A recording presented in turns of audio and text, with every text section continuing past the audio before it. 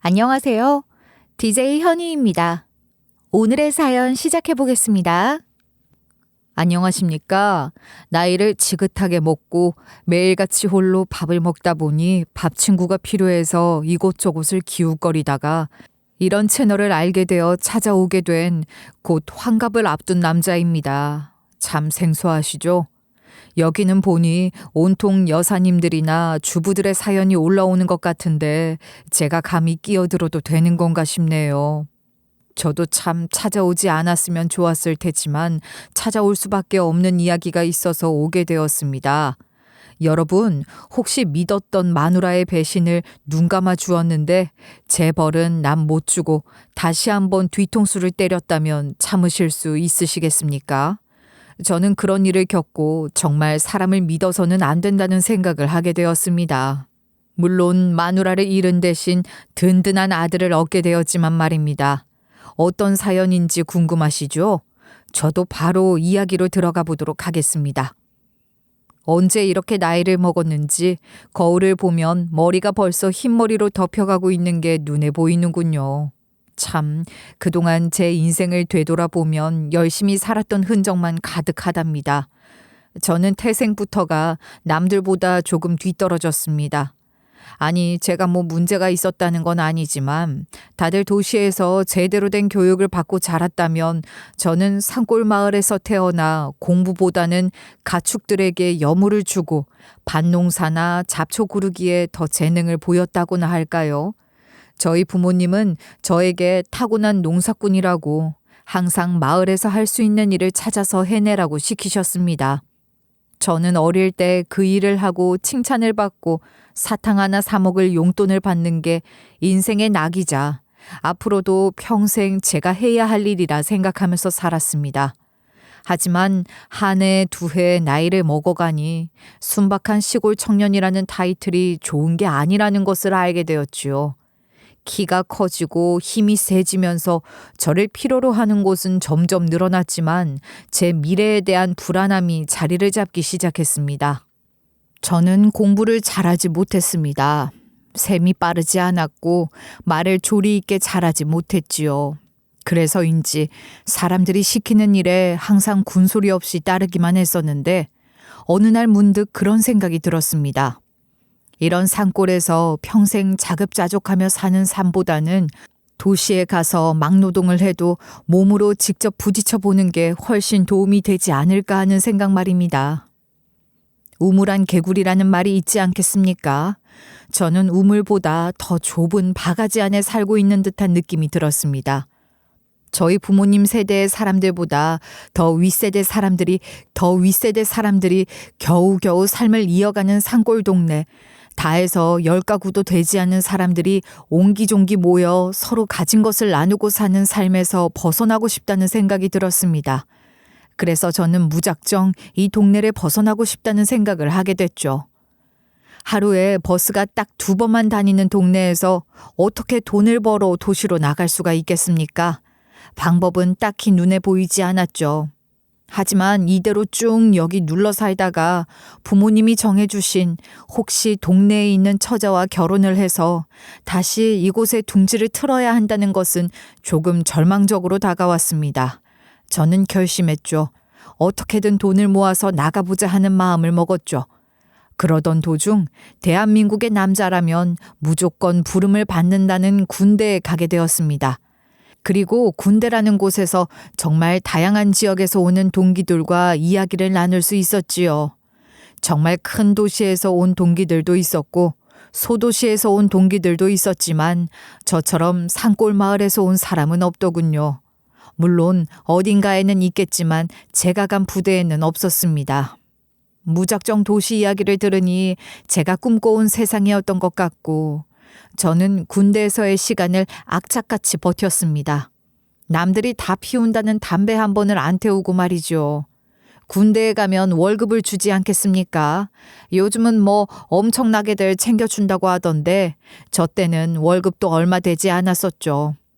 그 돈을 한 푼, 두 푼 모아서 저녁 후 도시에 갈 자금을 마련하려고 애를 썼습니다.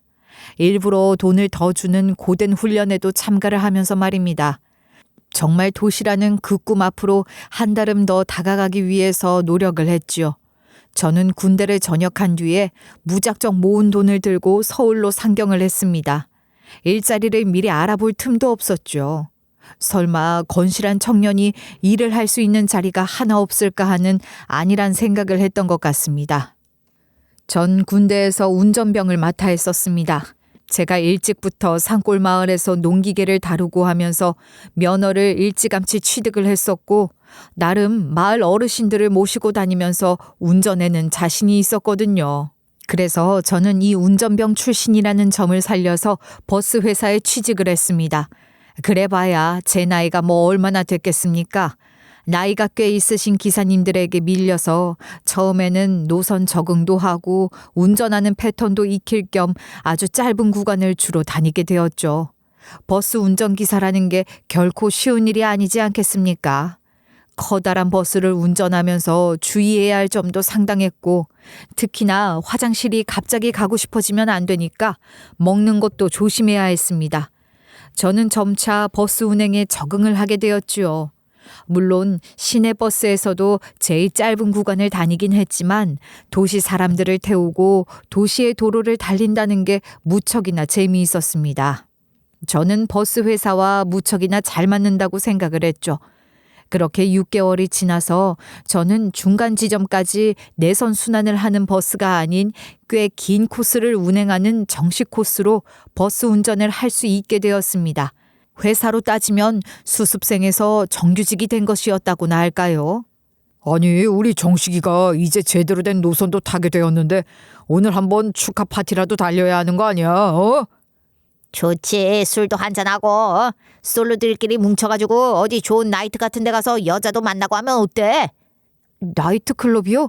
저 한 번도 안 가봤는데 정말 거기 가면 서울 여자들을 실컷 만날 수 있나요? 뭐야, 정식이 아직도 나이트클럽을 안 가봤단 말이야? 요즘 종로에 아주 기가 막힌 나이트클럽이 하나 있어. 가만히 술 먹고 있으면 여자들이 쫙. 저 한 번도 안 가봤어요. 늘 궁금하긴 했었는데 같이 갈 사람들도 없고. 선배님들이 저 좀 알려주십시오. 뭐 별거 있나? 그냥 하루 즐겁게 노는 거지. 그냥 거기 가서 돈 뜯기지 않게 조심만 하면 돼. 그런 데서 운명의 여자를 만날 수 있는 확률이 얼마나 있겠어?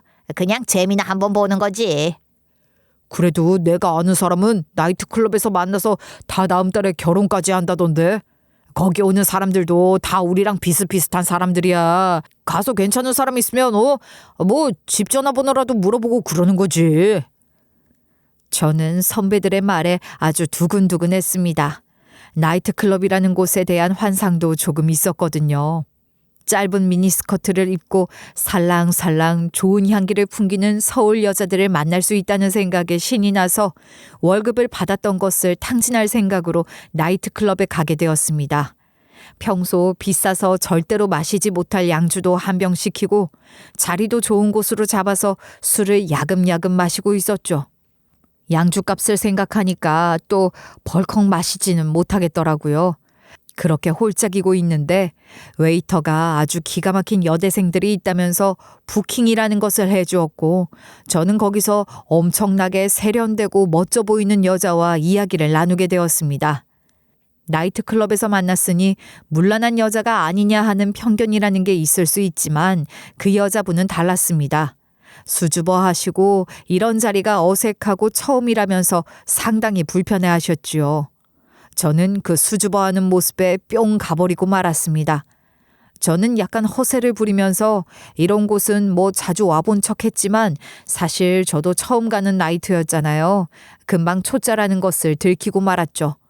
저희는 서로 이런 시끄러운 자리가 저희 대화에 득이 되지 못함을 느끼고 남들의 눈을 피해 몰래 자리를 벗어났습니다. 이미 술에 진탕 취한 선배들은 제가 자리에서 빠져나왔다는 것도 모르더군요. 그렇게 저희는 나이트클럽 앞에 있는 포장마차에서 국수를 먹으면서 술을 한 잔 더 마시게 되었고 서로 대화가 무척이나 잘 통한다는 느낌을 받았습니다. 뭐 저 혼자 받았던 것일지도 모르죠. 하지만 분명 그분도 저한테 관심 있어 했습니다.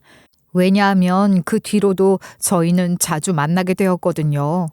예전에는 휴대폰이라는 게 어디 있었겠습니까? 삐삐로 서로 연락을 하면서 약속을 잡았고 엇갈리지 않게 주의를 기울이며 그렇게 서로에게 시간을 할애했지요. 지금 생각해보면 제가 그 여자에게 빠져도 너무 빠져버렸던 것 같았습니다. 시골에서만 보던 사람들과는 달리 세련되고 서울 깍쟁이 같은 말투를 쓰면서 저를 들었다 놨다 하는데 속수무책으로 빠질 수밖에 없었지요. 그 당시 저는 너무나도 바보였습니다. 그저 해볼쭉해서는 해달라는 대로 다 해주었거든요. 가지고 싶은 게 있다거나 먹고 싶은 게 있다거나 혹은 돈이 필요하다고 말을 하면 제 주머니를 탈탈 털어 있는 걸 전부 바쳤습니다. 버는 돈을 전부 그 여자를 만나는 데 쓰기 시작했고 처음에는 미안해하던 여자는 시간이 지나면 지날수록 당연하게 생각했습니다. 아니, 돈이 없다고? 아, 어떡하지? 나 내일 친구들 만나는데 당연히 자기가 용돈 줄 거라고 생각해서 내가 밥 사겠다고 말을 해놨었는데. 나랑 상의도 없이 그렇게 혼자 결정을 하면 어떡해. 그런 건 나한테 물어보고 결정을 했어야지. 자기가 매번 그렇게 해주기도 했었고 그리고 내 친구들도 전부 남자친구가 용돈 준단 말이야. 자기가 시골에서 와서 모르나 본데 서울에서는 당연하게 그렇게 하는 거거든. 그게 데이터의 매너라는 거 몰라? 내가 자기 만나러 올 때마다 꾸미는데 들어가는 시간이 얼마나 많은데. 다른 친구들의 남자친구들도 그런다고 하니까 서울 여자를 만나려면 당연히 이렇게 해야 하는 거구나 하고 생각을 하게 되었죠. 그렇게 모아둔 돈까지 탈탈 털리고 나서야 어느 날 문득 정신이 들었습니다. 제가 점점 데이트 약속을 뜸하게 잡고 비싼 밥보다는 저렴한 식당에 데려가고 선물을 안 껴주지 않자 여자는 저에게서 멀어지기 시작했죠. 마치 저에게 바라고 있었던 것은 돈밖에 없었던 사람처럼 말입니다. 그제서야 살짝 당했다는 생각을 하긴 했지만 그래도 제가 언제 어디 가서 서울 여자를 만나봤겠냐 하는 생각이 들면서 또 그 여자와 보냈던 시간들 중에서 좋았던 시간도 많았다고 그렇게 스스로 생각하면서 마음을 달랬습니다. 그렇게 한동안 연락이 끊어지고 저는 또 다시 버스 일에 집중을 하게 되었는데 어느 날 삐삐로 그 여자에게서 연락이 오더군요. 만나자고요. 너무나도 뜬금없는 연락이라 혹시 돈이 필요해서 연락을 한 건가 싶어서 나갈까 말까 고민을 하다가 마무리라도 깔끔하게 하자는 생각이 들어서 자리에 나가게 되었습니다. 거의 4, 5개월 만에 만나는 거라 어색할까 봐 걱정을 했는데 이게 웬걸? 그 여자가 멀리서 걸어오는데 배가 볼록한 것이 아니겠습니까? 저는 딱 봐도 임신을 한 것처럼 보이는 그 여자의 배를 한 번, 얼굴을 한 번 번갈아 가면서 보기 시작했습니다. 그러자 인상을 팍 쓰더니만 저한테 말을 하더군요. 나도 이렇게 임신을 하게 될 줄 몰랐어. 그러니까 조심 좀 하지. 자기 아이야. 내가 병원에 가서 확인하고 왔는데 임신한 지 5개월 됐대. 기간이 딱 자기 만날 때잖아. 그거야 그렇지. 그러니까 지금 이 배에 들어있는 소중한 생명이 나의 아이다 이 말이지? 뭘 2번이나 말하게 만들어? 나 임신해서 예민하고 몸도 많이 힘들어. 당장 집에서 쫓겨나기도 했고. 그러니까 내가 지낼 수 있게 보살펴 주었으면 좋겠어. 당당하게 저에게 이야기를 하더라고요. 저는 바로 제가 살고 있던 작고 허름한 집에 살림살이를 텄지요. 혼인신고를 마치고 아내의 집에 인사를 가겠다고 하니 아내가 극구 거부를 하더라고요. 이미 임신을 한 것을 들켜서 쫓겨났는데 무슨 좋은 소리를 듣겠다고 집에 찾아가겠냐고 하면서 저에게는 이제는 무시를 해도 되는 장인어른 장모라고 말을 하는 겁니다. 당연히 의아했죠. 아무리 그래도 그렇지 돌아가신 것도 아니고 살아계신 분들을 어떻게 무시하고 지내냐 했지요. 나 사실 집에서 내놓은 자식이나 마찬가지야. 뭐 우리 부모님이 원하는 게 많았지만 내가 정해진 틀대로 사는 게 싫었거든. 그래서 도망친 거야. 그 말에 저는 머리를 맞은 듯한 느낌이 들었어요. 딱 제가 서울로 상경했을 때의 마음가짐과 동일하지 않겠어요? 저는 제 아내를 평생 책임지겠다고 하고 싶은 거 다 하게 해주면서 제 품 안에 꼭 품어주겠다고 결심을 했지요. 가장이 된 저는 정말 밤낮 할 것 없이 열심히 일을 했습니다. 버스 회사에 일을 더 늘려달라고 운행을 몇 코스 더 할 수 있다고 사정을 하기까지 했죠.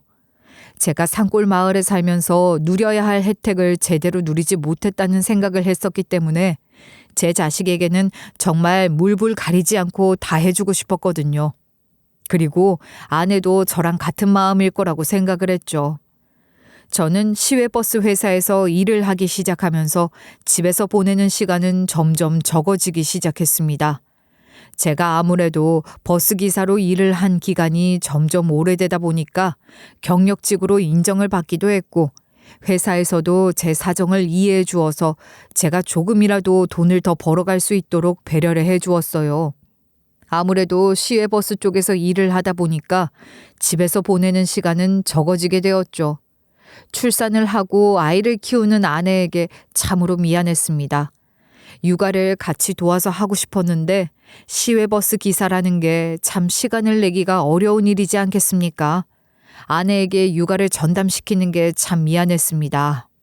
나도 밖에 나가서 친구들 만나고 술도 먹고 놀고 싶은데 맨날 이 집구석에 처박혀 있으니까 우울해 죽겠어. 집이라도 멀쩡하면 말을 안 하지. 언제까지 이렇게 작은 집에서 부대끼며 살아야 하는 건지 모르겠네. 나 정말 힘들어. 우울하다고. 아내는 늘 불평불만을 쏟아부었고 저는 그 말에 상처를 받지 않으려 애를 썼습니다. 저는 제가 쓸 최소한의 생활비만 남긴 채 전부 다 아내에게 주었습니다. 저는 담배도 정말 아껴 태웠어요. 담배도 사실 시작하지 않으려고 했었는데 이렇게 살다 보니까 담배를 태우지 않을 수가 없더라고요. 정말 담뱃값 몇 푼만 들고 아내에게 전부 다 생활비를 주었음에도 아내는 항상 돈이 부족하다고 말을 했죠. 생활비가 부족하다고? 아니, 이번에는 새벽 운전도 매일같이 뛰어서 수당이 조금 더 나왔을 텐데. 그래도 쥐꼬리잖아. 남들은 멀쩡하게 낮에 일하고 밤에는 가족들이랑 시간을 보내는데 당신은 하루 종일 집에 없으면서 월급이 왜 이 모양인 거야? 부족하다고. 우리 애가 벌써 몇 살인 줄 알아? 밥은 또 얼마나 먹고 옷은 얼마나 찢어 먹는지. 개구쟁이 아들을 둔 죄지. 당신 어릴 때 뭐 사고만 치고 다녔어? 어쩜 이렇게 매일같이 부산스러운지 모르겠어. 나야 뭐 시골에 살면서 동네 곳곳을 다 놀이터인 것 마냥 뛰어다니면서 놀았지. 우리 아들이 그래도 건강하니까 이만큼 활발하다는 뜻 아니겠어? 어디 아파서 병원비 나가는 것보다야 훨씬 낫지. 아무튼 생활비가 부족해. 매일같이 돈 걱정하면서 살아야 하는 거 싫다고. 매일같이 얼굴을 마주칠 때마다 저에게 짜증을 내면서 돈 타령을 하는 아내 때문에 저도 참 속이 상했지요. 하지만 대한민국 가장의 무게라는 게 다 똑같은 것 아니겠습니까? 저는 시간이 지나면 지날수록 돈 버는 기계가 되어갔지요. 아들이랑 보내는 시간이 부족해서 아들이 저를 낯설어 할 만큼 바쁘게 시간을 보냈습니다. 저는 아이가 초등학교 고학년이 되고 운동회가 있는 날 어떻게든 휴가를 내고 운동회에 참석을 하게 되었어요. 아들이랑 좋은 추억을 한번 만들어 보고 싶었습니다. 부자가 같이 발목에 끈을 달고 달리기를 하는 경기가 있더라고요. 아이랑 같이 달리기를 해보면 좋겠다는 생각에 같이 나가자고 하니 아들이 거절을 하더라고요. 아들이 버스기사인 저를 부끄러워하고 낯설어 한다는 것은 표정만 봐도 알겠더라고요. 지 엄마 옆에 딱 달라붙어서 김밥을 먹고 저에게는 말도 한 번 안 붙이는데 참 외롭고 슬프다는 생각을 절로 하게 되었습니다. 저는 그날을 기점으로 제가 집안에서 어떤 위치에 있는지를 깨닫게 되었죠. 저는 정말 아내와 아들에게 생활비를 지원해주는 키다리 아저씨밖에 안 된다는 사실을 알게 되었습니다. 슬펐죠. 그런 취급을 받는데 슬프지 않을 사람이 어디 있겠습니까? 하지만 제 아이이고 제 아내니까 감수했습니다. 집에 가면 항상 돈이 없다고 우리 마누라는 떽떽거리기만 하지. 아이는 저를 보고도 인사 한 번을 살갑게 하지를 않지. 아니, 오히려 저를 남처럼 어려워하기까지 하더군요. 그래도 꼬박꼬박 주는 용돈은 좋다고 받아가는 걸 보면서 저는 참 이 집안에서의 제 위치가 어디쯤인지 다시 한번 생각하게 되었습니다. 아내는 점점 더 억척스러워지며 저를 볼 때마다 한숨을 쉬면서 돈을 더 벌어올 수 있는 방법을 생각하라 했지요. 우리 아들 이제 고등학교에 올라갈 거야. 대학은 보내야 할 거 아니야. 애가 아무리 당신을 닮아서 돌머리라고 해도 공부는 시켜야지. 학원비가 한두 푼인 줄 알아? 학원비가 비싸도 너무 비싸다고. 이러다가 우리 아들 학원 보내면 쫄쫄 굶게 생겼어. 저는 결국 결단을 내리게 되었죠. 저는 결국 시외버스에서도 몸이 더 피곤하지만 돈은 더 벌 수 있는 고속버스 운전기사 일을 하기 시작했습니다. 우리 마누라는 아마 제가 무슨 일을 시작했는지도 모를 겁니다. 저한테 관심도 없었고 제가 밖에서 밤을 새고 들어와도 관심조차 없었거든요. 저에게 밥도 제대로 챙겨주지 않았어요. 물론 마누라도 마누라 나름대로의 할 일이 있었겠죠. 집안일이라는 게 어디 손 하나하나 대지 않을 곳이 있겠습니까? 본인도 가정을 지키느라 바쁘겠죠. 그래서 저는 아내가 돈을 어디다 쓰는지, 집에서 뭘 하는지 궁금해하지 않았습니다. 물어보고 싸움이 나는 게 싫었거든요. 저는 외로운 생활을 이어갔습니다. 남들은 밤새 운전을 하게 되면 가족들에게 졸음운전하지 말라고 연락도 오고 그런다는데 저는 그런 거 하나 없었죠. 휴대폰이라는 게 생기고 저도 가족들도 하나씩 만들었지만 제 휴대폰은 늘 조용했습니다. 저는 그럼에도 불구하고 가정을 지키겠다고 마음을 먹었기 때문에 고속버스 구간을 다니면 열심히 일을 했습니다. 하루에 10시간씩 운전을 하는 게 쉬운 일이라고 생각을 하십니까?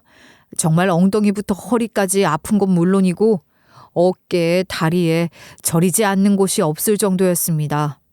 게다가 저 혼자 타 있는 차도 아니고 승객들을 꽉꽉 태워 운전을 하니 제가 실수라도 한번 하게 되는 날이면 정말 큰일이 나는 것이었죠. 항상 긴장이 된 상태에서 일을 하다 보니까 목이 빳빳해져서 잘 돌아가지 않을 정도로 담이 오기도 했었습니다. 그래도 전 가족을 위해서 제 한 몸을 다 바치는 거라고 생각했어요. 우리 가족을 지킬 수 있는 일이라면 이 정도는 아무것도 아니라는 생각을 했죠. 퇴근을 하게 되면 각 고속버스 터미널 근처에 있는 회사 숙소에서 자곤 했기 때문에 집에는 더더욱 가지 않게 되었습니다. 한마디로 가족들이 타지에 있는 것도 아닌데 기러기 아빠 신세를 면하지 못했다는 것이었죠. 가족들이 그립기도 했습니다. 저희 아들은 대학 입시에 실패했지만 성인이 되었기 때문에 술도 한 잔 기울일 수 있는 나이가 되었죠. 아들이랑 소주 한번 털어넣어 보는 게 나름의 꿈이었기 때문에 쉬는 날 아들이랑 술을 마시며 진솔한 이야기를 한번 나눠보고 싶다는 생각을 했었지요. 하지만 그럴 수 있는 기회가 이렇게 적을 거란 생각을 못했습니다. 어느 날 숙소에 오전에 도착해서 겨우 발을 닦고 잠을 자려고 하는데 아내에게 웬일로 전화가 왔더라고요. 저는 평소에 돈 문제 이외에는 아내랑 통화를 잘 하지 않았기 때문에 덜컥 겁이 났습니다. 더 이상은 돈을 짤짤이 빌릴 곳도 없었고 월급까지는 보름 정도 남아있는 상태였거든요. 그래도 받지 않을 수가 없었으니 전화를 받았는데 아내가 호들갑을 떨더라고요. 여보, 어떡해. 우리 대한이가. 뭐야, 여보, 알아듣게 말을 해야지. 흥분을 가라앉히고. 대한이가 왜? 대한이한테 무슨 일이라도 생겼어? 대한이가 글쎄 용돈이 부족하다고 중국집에서 배달 아르바이트를 시작했는데 사고를 당했대. 우리 대한이 어떡해. 사고를 당했다고? 그게 무슨 소리야? 무슨 사고? 교통사고를 당했다는 거야? 지금 대학병원으로 이송 중이래. 여보, 빨리 와. 나 혼자서 대한이를 어떻게 지켜. 나 못해. 빨리 와. 아내가 정말 혼비백산한 목소리로 말을 하는데 저도 너무 놀랐죠. 아침에서야 도착을 해서 너무나도 피곤했었는데 잠이 확 달아나는 느낌이었어요.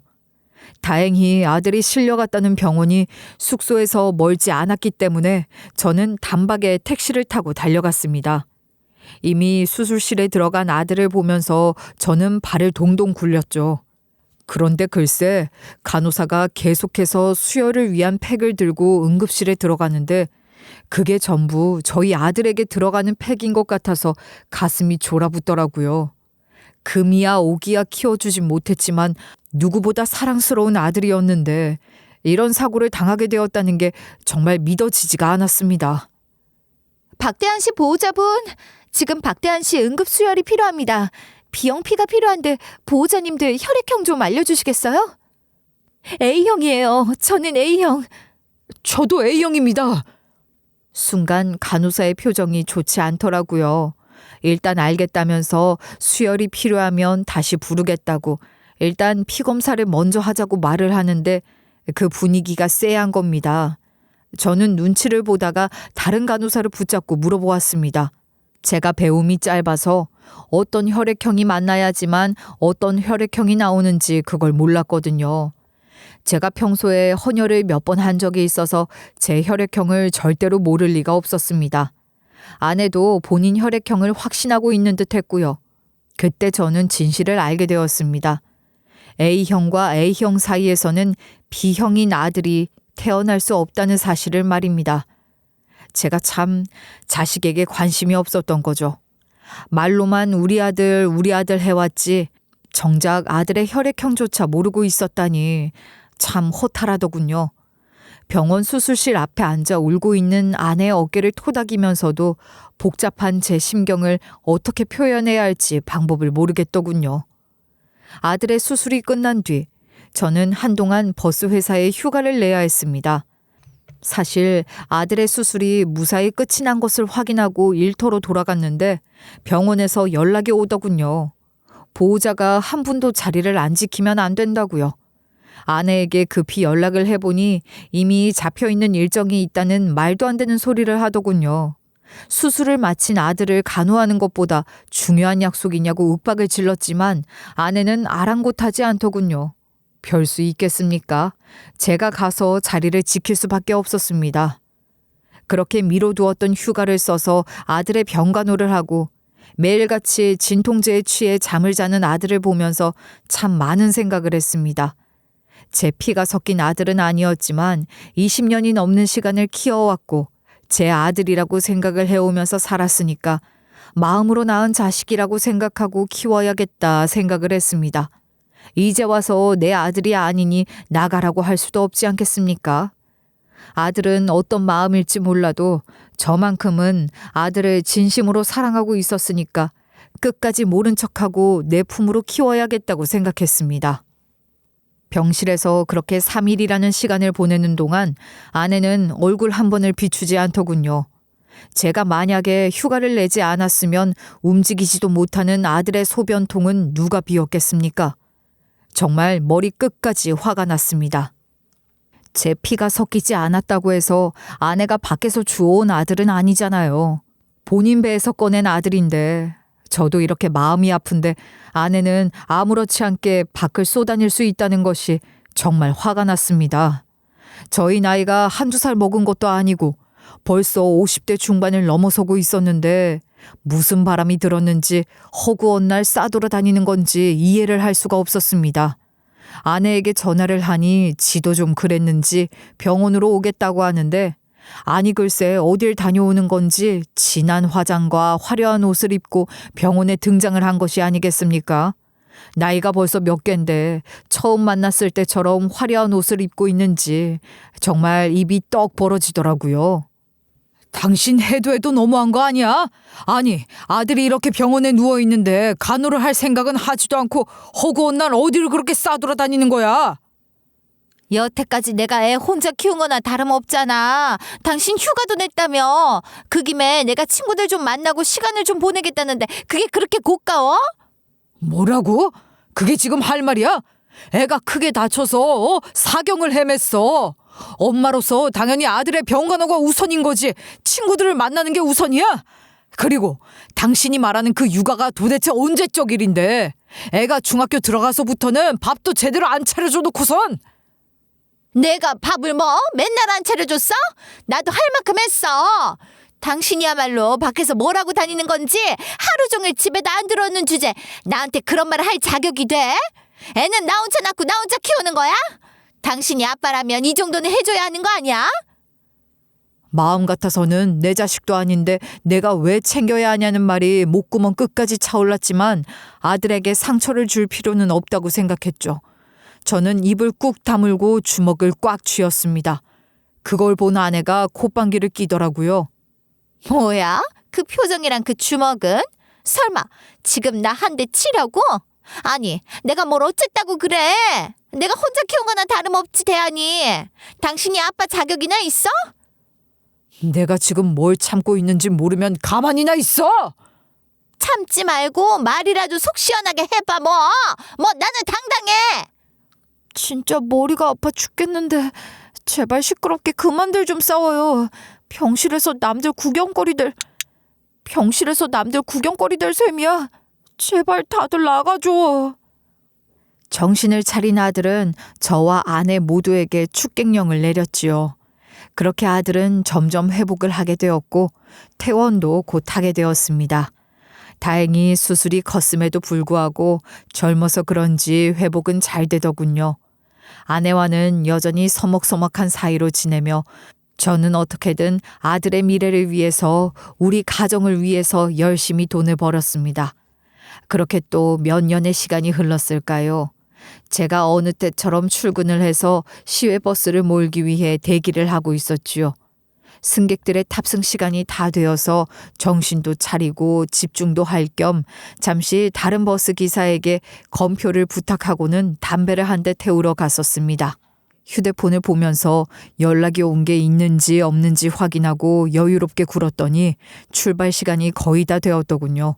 담배 냄새를 최대한 지우고 버스에 황급히 올라타서 백미러를 통해 승객들의 머릿수를 확인하는데 아니 글쎄 낯이 익은 여자 하나가 버스에 타 있는 게 아니겠습니까? 예, 바로 제 마누라였습니다. 버스 출발 시간이 다 되었기 때문에 승객들의 불만이 나오기 전에 출발을 해야만 했지요.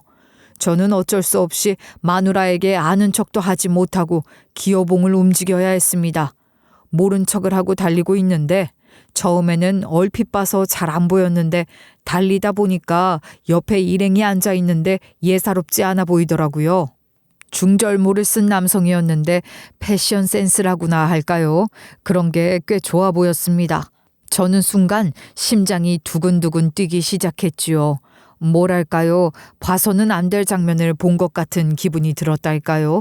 물론 다른 일행이 더 있을 수도 있고 그저 친구일 수도 있지만 뭔가 이상한 느낌이 들었지요. 아니나 다를까 한참 달리고 있는데 한 승객이 다가오더군요. 화장실이 급해서 휴게소에 들리자는 이야기를 할 줄 알았더니만 저에게 소근소근 이야기를 하는 겁니다. 아니, 기사 양반, 잠시 차를 좀 어디 세우고 저기 네 번째 줄에 앉은 부부 승객에게 주의를 좀 주었으면 하는데 여기가 무슨 여간방도 아니고 버스 아닙니까, 버스? 예, 알겠습니다. 아니 근데 뭘 보셨길래? 아주 그냥 다른 사람들 눈은 신경도 안 쓰고 공공장소에서 서로 어찌나 부비적거리는지. 다 늙은 사람들끼리 왜 저러는지 모르겠습니다. 젊은 사람들이 해도 추한 짓을 다 늙어서 저러고 있으니 꼴 보기가 싫어 죽겠소. 저런 건 주의를 제대로 줘야 하는 거 아니요? 나쁘끄러운 행동을 하고 있다면서 저에게 설명을 하는데 정말 제 얼굴이 벌겋게 달아오르는 느낌이었습니다. 차마 제 입에 담기 힘들 정도로 서로 부비적거리고 있다고 하더군요. 뭐 눈만 마주치면 뽀뽀를 하는 것은 물론이고 듣기 민망한 이야기도 서슴지 않고 한다는 겁니다. 공공장소에서 저런 행동을 하는 게 풍기문란 아니냐고 승객이 따져오는데 참 당장 고속도로 한가운데에서 차를 세울 수도 없고 난감하더군요. 그것도 남도 아닌 제 마누라가 그러고 있다는데 화가 부글부글 끓지 않겠습니까? 저는 바로 눈앞에 보이는 제일 빠른 휴게소에 차를 세우기로 결심했습니다. 최대한 목소리를 깔고서는 승객들에게 안내방송을 했지요. 5분 뒤에 휴게소에 정차를 할 것이라고 말입니다. 원래 같으면 그 다음 휴게소에 정차를 하는 게 맞았지만 사안이 사안인지라 빨리 세우는 게 좋겠다 생각했습니다. 휴게소에 정차를 하고 나서 저는 차문을 열었습니다. 하나 둘 승객들이 바람도 쐴 겸 화장실도 갈 겸 내리는데 마누라는 같이 앉은 남자와 함께 아주 꼭 붙어서 웃고 있더라고요. 저는 그들에게 다가갔습니다. 야, 이 미친 여편네야. 지금 여기서 뭔 짓을 하는 거야? 어? 아니, 부끄럽지도 않아? 그 나이에 지금 도대체 당신이 제정신이야? 에구머니나, 아니, 당신이 여기는 어떻게... 당신이 운전하는 버스였던 거야? 이 여편네가 아주 지 남편이 어느 버스를 운전하는지 관심도 없고, 하긴 당신이 애초에 나한테 돈을 노리고 접근한 거지 나를 사랑해서 접근한 게 아니지. 내가 돈이 넉넉지는 못했어도 당신에게 아낀 적이 없었으니 내가 만만하다 생각을 했겠지. 아내는 저를 보고 저승사자라도 본 사람처럼 딱 굳어서 입을 떡 벌리고 있었어요. 그제서야 찬찬히 살펴보니 정말 한껏 멋들어지게 입었더군요. 제가 볼 때 아내는 늘 목이 늘어난 티셔츠에 무릎이 해진 추리닝 바지를 입고 있었는데 옷장에 이런 옷들이 있었구나 하는 생각을 절로 하게 되더군요. 누가 봐도 아내가 바람을 피운다는 생각을 접을 수가 없었습니다. 화장까지 진하게 하고 립스틱까지 발랐는데 웃긴 게 그 빨간 립스틱이 옆에 앉은 바람 상대 입술에도 묻어 있었더군요. 제가 빤히 쳐다보니 민망한지 입술을 닦아내는데 정말 열불이 터져서 눈물이 나올 것 같았습니다. 어떻게 멀쩡히 남편이 있는 여자가 그 나이에 바람을 피울 수가 있단 말입니까? 제가 아내를 두고 딴짓을 했던 것도 아니었고 저는 정말 누구보다 열심히 가정을 지키려고 돈을 벌어왔을 뿐인데 말이죠. 아니 이 여사, 당신이 나한테 한 말은 다 뭐야? 이 여사 남편은 진즉에 사별했다며, 홀로 아들을 키우느라 안 해본 일이 없었다며. 아니, 그게 그러니까 오해가 조금 있었던 것 같은데. 오해? 아니, 멀쩡히 살아있는 남편을 죽은 사람으로 만들어? 사별은 무슨 사별이야? 당신이 언제 일을 하면서 우리 대안이를 키웠어? 당신이 나랑 살면서 아르바이트를 한 번을 해본 적이 없었으면서 내가 뼈 빠지게 고생해서 벌어온 돈으로 이런 옷이나 사입고 사치를 했으면서 지금 뭐가 어쩌고 어째? 그럼 이 여사가 말했던 남의 집 식모살이부터 시작해서 아들이 아파서 돈이 필요하네 뭐네 했던 이야기들은 다 거짓말이라는 거야? 나를 속인 게야? 다들 나한테 왜 이러는 거야? 아니 몰아붙이지 말고 내가 이야기를 할 시간도 줘야지. 그 입도 뚫린 입이라고 변명을 할 게 있어? 멀쩡히 살아있는 남편을 죽은 사람 만들고 돈 한 번 벌어본 적 없는 사람이 고생고생해서 아들을 키웠다는 것부터가 말이 안 되지.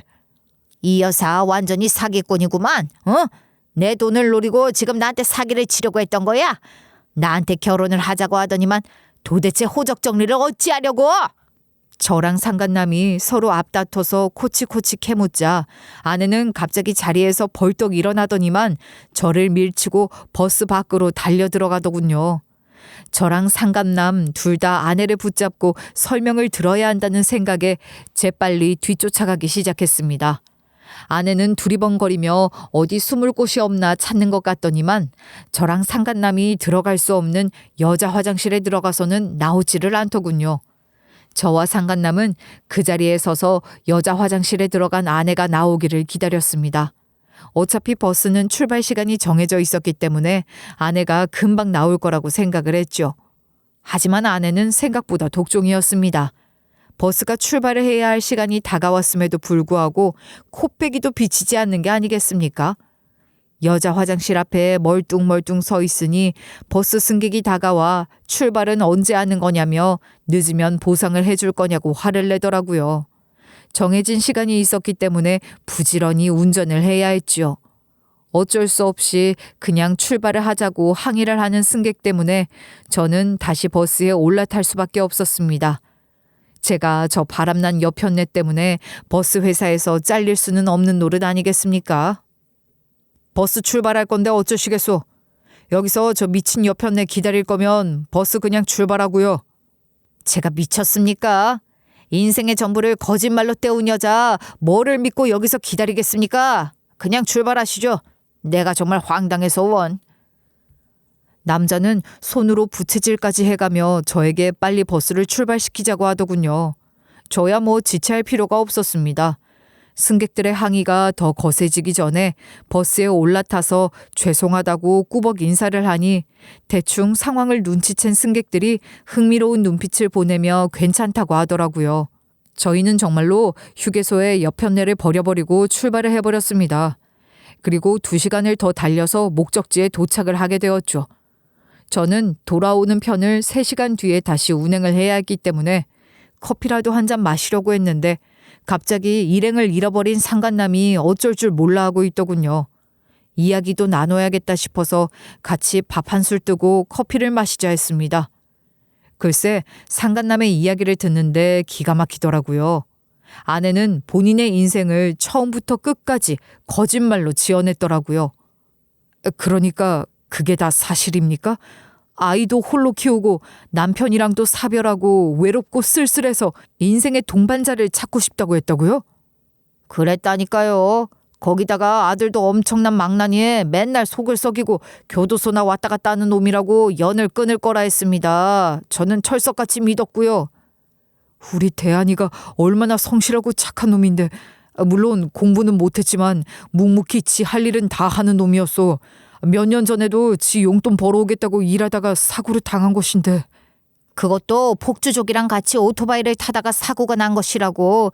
엄청난 합의금을 물어줘야 하는데 돈이 없어서 미루고 있다고 그랬다고요. 제가 도와주겠다고 하니 눈물을 지으며 어떻게 그 돈을 받겠냐고 해서 제가 어떻게든 돈을 쥐어주려고 했는데. 완전히 놀아났네요, 저 미친 여편네한테. 제 자식들에게는 쪽팔려서 어떻게 말을 해야 할지 모르겠습니다. 나이 먹고 좋은 사람 만났다고 정말 민들레 풀처럼 강한 여성이라고 소개까지 시켜줬는데. 네? 자식들까지 다 만났다고요? 그럼 정말 깊게 생각했다는 뜻 아닙니까? 아니, 좀 알아보고 그런 결정을 하셨어야지.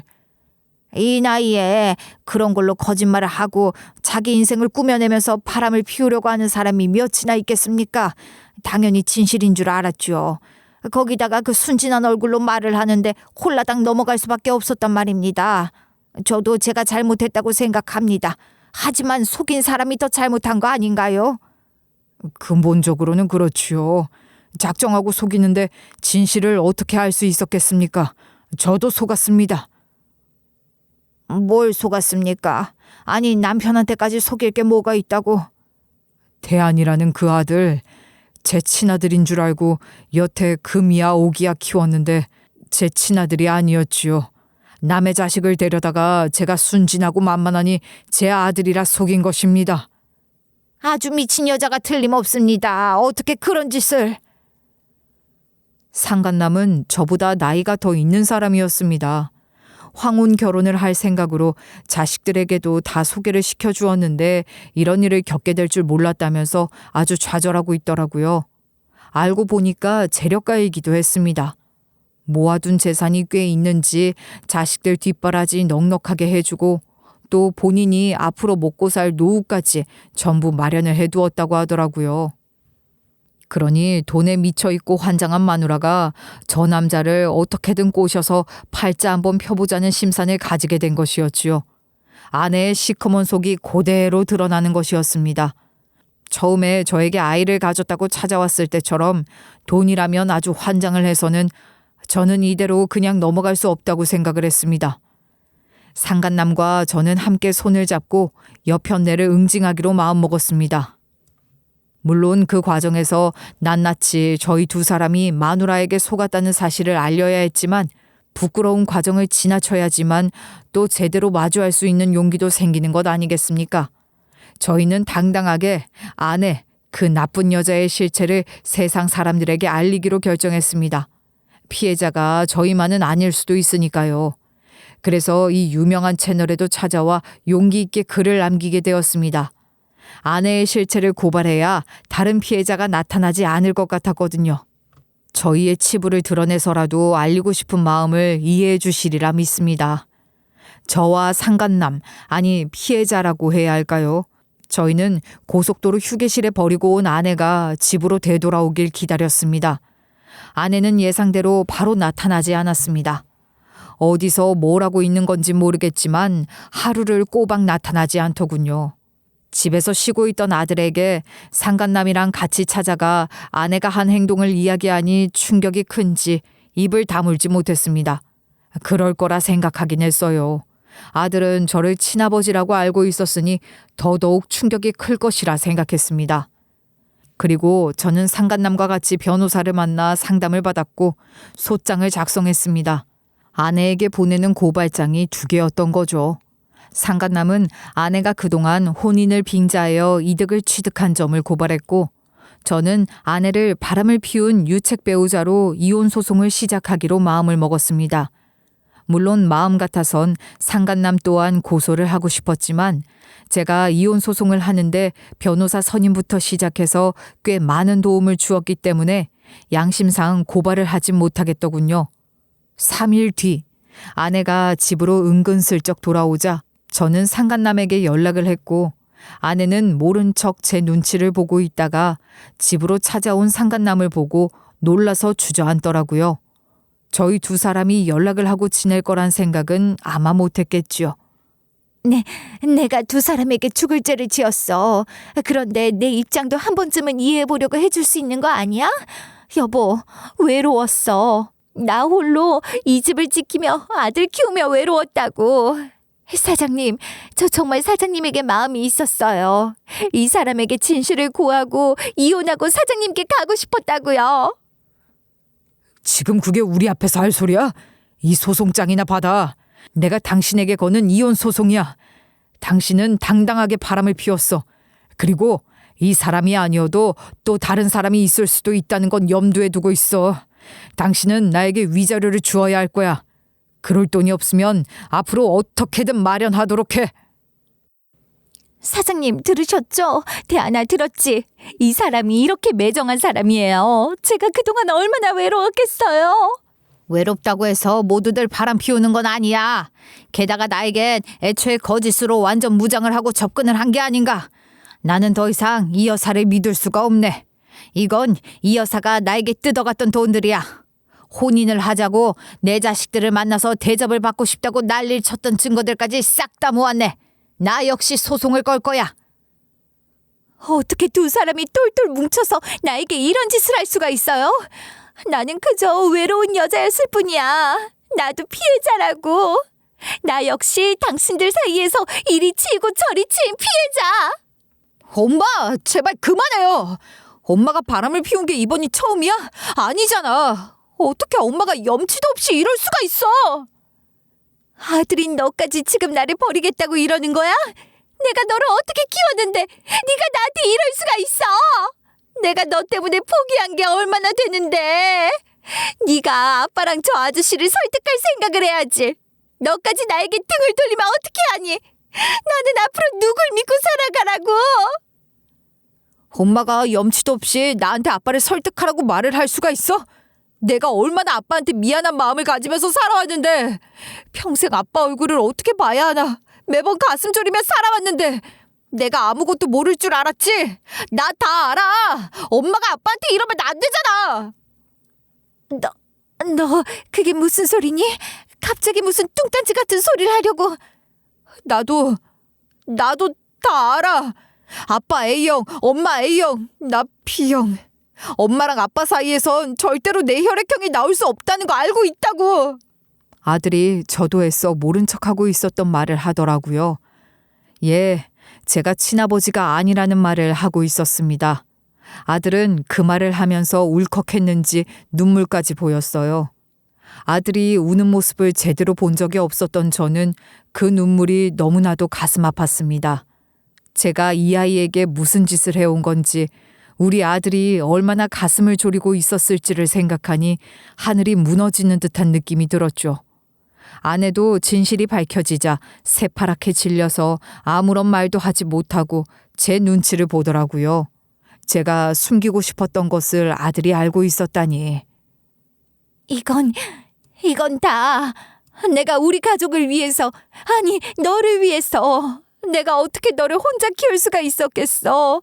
나로서는 그 당시에 최선의 선택을. 엄마의 선택으로 인해서 아빠는 얼마나 고통을 받았겠어.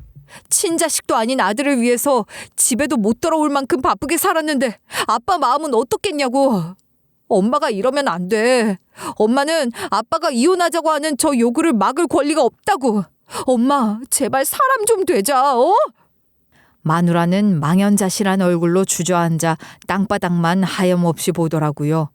다리에 힘이 풀린 건지 아니면 이 집을 떠나기 싫은 건지 한참 앉아있던 아내를 아들이 억지로 일으켜 세우더니만 집 밖으로 쫓아내더군요. 아내는 아무런 힘이 없는 사람처럼 그렇게 질질 끌려가 현관문 밖으로 쫓겨났습니다. 엄마를 믿을 수 없어. 나는 아버지 옆에 있을 거야. 그동안 친자식이 아닌 걸 알면서도 나를 친자식으로 받아준 우리 아빠 옆에 있을 거라고. 너 내가 알고 있다는 사실을 어떻게? 병원에 입원해 있을 때 아빠가 몰래 혼잣말하는 걸 들었어요. 저도 긴가민가하고 있었는데 그때 확신을 했던 거고요. 저와 상간남 그리고 아들에게까지 버림을 받은 여편네는 아무런 항변도 하지 못하고 입을 꾹 다문 채 그대로 빈손으로 맨몸으로 쫓겨나게 되었습니다. 뭐 비빌 언덕이 있었을지도 모르지요. 새로운 제3자가 있을지도 모르는 일이고요. 하지만 저는 신경 쓰지 않기로 했습니다. 그 뒤로 소송은 예정대로 진행이 되었고 아내는 저에게 위자료를 물어주라는 판결과 함께 이혼을 당하게 되었죠. 아내는 그 뒤로 매달 약소하게나마 위자료를 분할 지급하고 있습니다. 아무래도 일을 시작한 모양입니다. 상간남이었던 그 노인분하고도 저는 이혼이 끝난 이후 연락을 한 번도 한 적이 없었습니다. 그 소송은 저보다 더 오래 걸리는 것 같더군요. 혼인빙자 사기였기에 증명을 해야 할 내용도 많다고 했고요. 아들은 정말 말처럼 제 옆에 남았습니다. 저에게 울면서 이야기를 하더라고요. 아버지, 지금이라도 제가 정신 차리고 아버지 옆에서 아들 노릇 제대로 할 수 있게 저를 지켜봐 주시면 안 될까요? 그동안 제가 아버지께 못한 효도 전부 다 하고 싶습니다. 그렇게 말을 한 아들은 저와 같은 버스 회사에 취직을 해서 저와 같이 일을 하고 있는 중입니다. 아들이라고 생각하고 믿고 지냈을 때보다 아들이 아님을 받아들이고 지내는 요즘이 더 부자 사이 같습니다. 아내는 아들에게 보고 싶다면서 연락을 몇 번 한 것 같지만 아들은 끝내 아내의 연락을 받아주지 않은 것 같습니다. 서로 말로 하진 않았지만 눈빛만 봐도 통하는 사이가 되었거든요. 요즘 참 좋습니다. 아들이랑 같이 사우나도 다니고 서로 좋아하는 음식이 뭔지 즐겨 듣는 음악이 뭔지 아는 게 없었는데 하나하나 알아가고 있어요. 이제서야 진짜 부자가 된 느낌입니다. 제가 이 사연을 올린 이유는 아까 말한 것과 같이 더 이상 저 같은 피해자가 나오지 않길 바라서였습니다. 여러분, 어떤 사람이 어떤 속내를 품고 있는지 일일이 알 수 없는 만큼 돌다리도 항상 두들겨 보시며 지인을 곁에 두시길 바랍니다. 저는 이만 사연을 마치고 출근 준비를 해보러 가겠습니다. 감사합니다.